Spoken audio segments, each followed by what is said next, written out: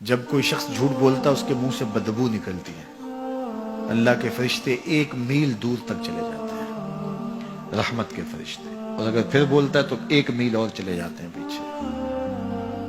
لوگ کہتے ہیں کہ ہمارا کاروبار خراب ہو گیا، گھر سے برکت اٹھ گئی، تو اس کا سبب یہ سمجھتے ہیں کسی نے تعویذ ڈال دیے۔ میاں جھوٹ چھوڑ دو، رحمت کے فرشتے نیڑے آ جائیں گے، تمہارے گھروں کے دور چلے گئے۔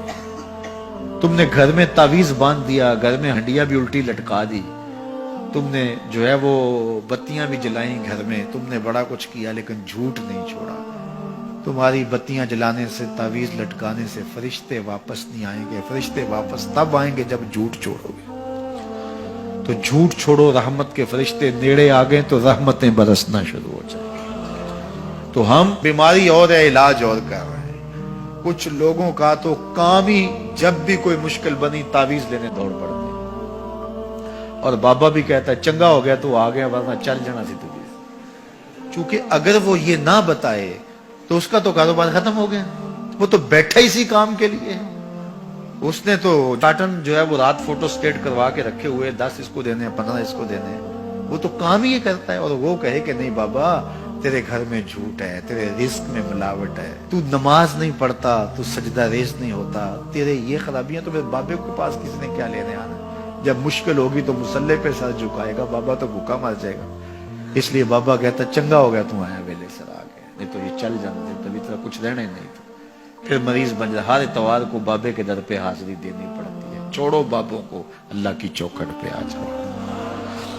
5 گانا نماز یہ شعار زندگی بنا لو، دیکھنا گھر میں برکتیں اتریں گی۔ جھوٹ نہ بولو، فرشتے رحمت کے نیڑے آ جائیں گے۔ ہر بار جھوٹ بولیں گے 1 میل 1 میل 1 میل 1 میل، ذرا سوچے نا، ہر بندہ یہاں بیٹھے سوچے ہمارے فرشتے کتنے کو دور ہو چکے ہوں گے۔ سویر سے لے کر جھوٹ ہی جھوٹ، روز کتنا اور پیچھے دھکیل دیتے ہیں۔ پچھلے سارے گناہوں سے توبہ کرو، کریم وہ اتنا ہے، فرشتوں کو حکم کرے گا واپس جاؤ، اس کے گھر کے اوپر اپنے پر ڈال دو۔ یا اللہ اس نے تو بدبو دی اور ہم یہاں تک آئے، کہا توبہ کر دیا، اس گھر میں خوشبوؤں کے بسیرے ہو گئے۔ تو جھوٹ سے توبہ کرو، یہ علامت ہے نفاق کی۔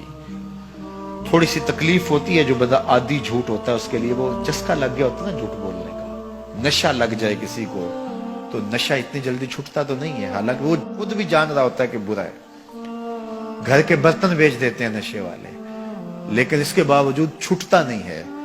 لیکن جو ہے وہ کوشش کر کے جب چھوڑ لیں گے، سچی توبہ جب انسان اپنے دل سے کرتا ہے تو آسان ہو جاتا ہے۔ سچ میں طمانیت ہے، اور جھوٹ میں جو ہے وہ ریبہ فرمایا گیا، جھوٹ کے اندر بے چینی ہے، اضطراب ہے، اندر کی بے قراری ہے۔ اس لیے سچائی کی طرف آؤ۔